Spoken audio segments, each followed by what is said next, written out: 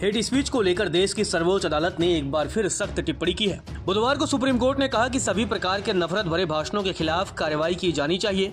फरवरी में नफरत फैलाने वाले भाषणों पर अंकुश लगाने के लिए एक तंत्र बनाने की मांग करने वाली याचिकाओं पर सुनवाई के लिए शीर्ष अदालत सहमत हो गई है।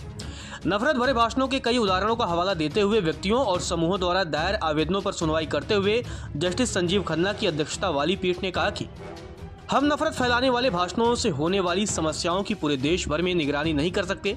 भारत जैसे बड़े देश में समस्याएं तो होंगी ही, लेकिन सवाल यह पूछा जाना चाहिए कि क्या हमारे पास इससे निपटने के लिए कोई प्रशासनिक तंत्र है। नफरत फैलाने वाले भाषण को अदालत ने परिभाषित किया है और सवाल कार्यान्वयन और यह समझने का है कि इसे कैसे लागू किया जाए। मामले को अगले साल फरवरी में सुनवाई के लिए स्थगित करते हुए पीठ ने कहा कि समाज को पता होना चाहिए कि अगर किसी कानून का उल्लंघन किया जाता है तो उसके बाद कार्रवाई होगी। हम ये कार्यवाही पूरे देश के आधार पर नहीं कर सकते, अन्यथा हर दिन आवेदन आते रहेंगे। गौरतलब है 2018 में तहसीन पूनावाला मामले में सुप्रीम कोर्ट ने राज्यों और केंद्र शासित प्रदेशों को विस्तृत निर्देश दिए थे और उन्हें हेट स्पीच को रोकने और यहां तक कि अपराध दर्ज करने के लिए जिम्मेदार एक नोडल अधिकारी नियुक्त करने का निर्देश दिया था। गौरतलब है कोर्ट ने देश के हर एक जिले में मॉब लिंचिंग और हेट क्राइम के खिलाफ निवारक कदम उठाने के लिए पुलिस अधीक्षक यानी एसपी रैंक से नीचे का एक नोडल अधिकारी नियुक्त करने का आदेश दिया था। तब से कई अवमानना याचिकाएं दायर की गई हैं जो न्यायालय द्वारा सुनी गई याचिकाओं के समूह का हिस्सा बनी। गौरतलब है अक्टूबर 2022 में उत्तर प्रदेश, उत्तराखंड और दिल्ली जैसे राज्यों के लिए पारित एक समान निर्देश अब पूरे देश में लागू किया जाएगा। 11 अक्टूबर को केंद्रीय गृह मंत्रालय ने 2018 अदालत के फैसले के अनुपालन को सुनिश्चित करने के लिए सभी राज्यों और केंद्र शासित प्रदेशों के मुख्य सचिवों की एक बैठक बुलाई।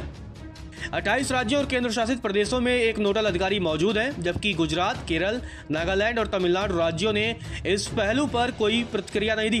कोर्ट ने चारों राज्यों को नोटिस जारी कर 4 सप्ताह के भीतर जवाब मांगा है। कुछ आवेदनों में उपस्थित वकीलों ने हेट क्राइम के व्यक्तिगत मामलों को उठाते हुए तत्काल आदेश देने की मांग की ताकि यह सुनिश्चित किया जा सके कि नफरत फैलाने वाले भाषण दोबारा न हो। वहीं कोर्ट में पेश वकील ने हेट स्पीच मामले को लेकर आगे दलील दी तो इस पर कोर्ट ने कहा कि हम व्यक्तिगत पहलुओं से नहीं निपट सकते। यदि हम अलग अलग मामलों से निपटना शुरू करेंगे तो इससे मामलों की बाढ़ आ जाएगी। हम बुनियादी ढांचा या प्रशासनिक तंत्र स्थापित करना चाहते हैं। यदि उसमें कोई उल्लंघन होता है तो आप संबंधित उच्च न्यायालय का दरवाजा खटखटा सकते हैं। अगर हम संविधान के अनुच्छेद 32 यानी मौलिक अधिकारों को लागू करने की सर्वोच्च न्यायालय की शक्ति के तहत सीधे याचिकाओं पर विचार करना शुरू करते हैं तो हमें इसे पूरे बोर्ड में करना चाहिए। हम एक मामले में यह नहीं कह सकते हैं कि हम इसकी सुनवाई करेंगे और दूसरे मामले में हम ऐसा नहीं करेंगे। नमस्कार, मैं हूं मानक गुप्ता। अगर आपको हमारा ये वीडियो पसंद आया हो तो इसे लाइक और शेयर जरूर करें और हां, हमें सब्सक्राइब और फॉलो करना ना भूलें ताकि आप देश और दुनिया की कोई खबर मिस ना करें। तो जुड़े रहिए हमारे साथ और देखते रहिए न्यूज़ 24।